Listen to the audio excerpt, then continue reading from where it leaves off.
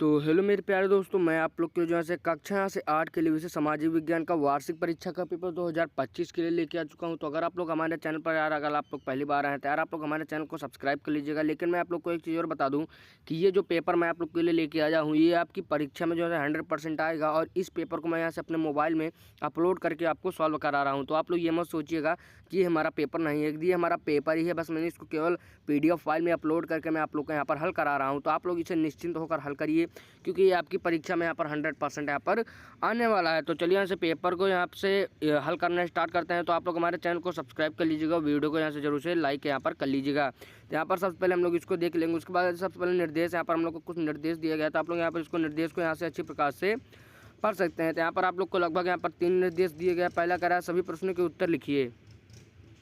और उसके बाद जो यहाँ पर हमारा दूसरा दिया गया, दूसरा यहाँ पर हमारा कह रहा है कि हमारा दूसरा कह रहा है प्रश्न संख्या 1 में दिए गए प्रश्न के 4 विकल्पों में से सही विकल्प का यहाँ पर आपको चयन करके उसे यहाँ पर लिखना होगा। उसके बाद तीसरा यहाँ पर जो हमारा कह रहा है कि प्रश्न 2 में प्रत्येक प्रश्न का उत्तर संक्षेप में यहाँ पर आप लोग को लगभग यहाँ पर लिख कर यहाँ पर देना होगा।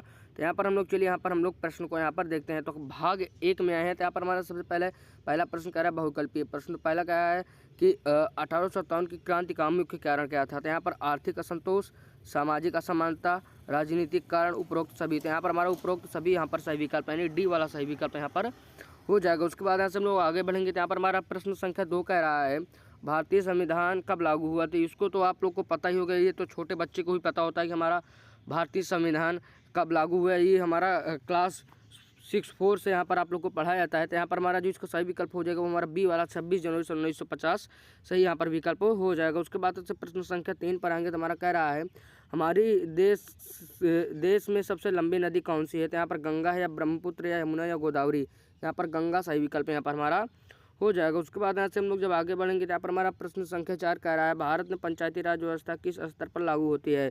तो ग्राम स्तर पर होती है या जिला स्तर पर या राज्य स्तर पर या राष्ट्रीय स्तर पर। तो हमारे जहाँ पर सही विकल्प जो हमारे एक प्रकार से हो जाएगा वो हमारा ग्राम स्तर पर यहाँ पर हमारा लगता है। तो यहाँ पर ग्राम स्तर सही विकल्प हो जाएगा।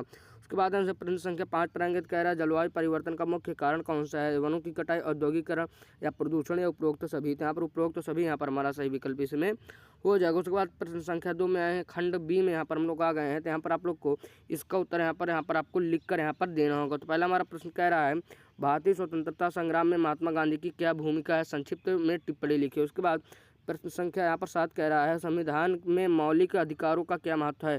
तो एक संविधान मतलब संविधान में मौलिक अधिकारों का महत्व यह है कि वह नागरिक को यहाँ पर ये बताता है कि आपका यहाँ पर क्या कर्तव्य है, क्या आपको अपना मौलिक अधिकार क्या मिला है। तो इसी के बारे में यहाँ पर लिख सकते हो। उसके बाद प्रश्न संख्या 8 कह रहा है जल संसाधनों के संरक्षण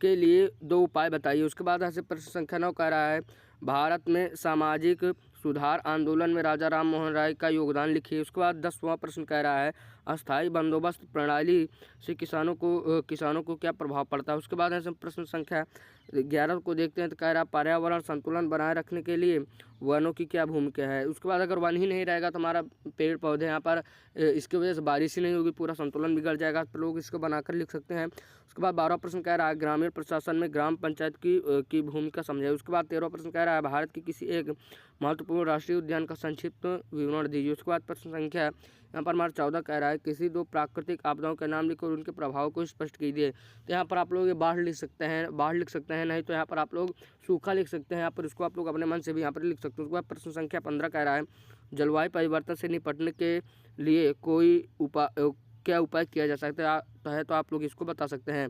तो आशा करता हूँ कि वीडियो पसंद आई होगा। अगर वीडियो पसंद आई तो वीडियो को लाइक करके चैनल के यहाँ पर आप लोग जरूर से सब्सक्राइब करिएगा। मैं यहाँ पर देख रहा हूँ कि अभी यहाँ पर मेरे चैनल को कोई सब्सक्राइब ही नहीं कर रहे हैं। मैं आप लोग के लिए इतना मेहनत से यहाँ पर वीडियो बनाता हूँ, तो आप लोग हमारे चैनल को सब्सक्राइब करते हैं। और हाँ, जाने से पहले मैं आप लोग को एक और बात बता दूं कि मैं आप लोग के लिए आगे की कक्षाओं में भी, चाहे आप लोग यहाँ पर चाहे आप लोग यहाँ से 9th में जाएं या 10th में जाएं या 11th में जाएं या 12th में ही चाहे आप लोग चले जाएं, मैं आप लोग के लिए आगे की कक्षाओं में भी यहाँ पर आप लोग के लिए पेपर यहाँ पर लेके आऊँगा। तो आप लोग यार हमारे चैनल को सब्सक्राइब कर सकते हैं। तो चलिए मैं मिलूंगा एक और वीडियो में, तब तक के लिए यहाँ पर जय हिंद और वंदे मातरम।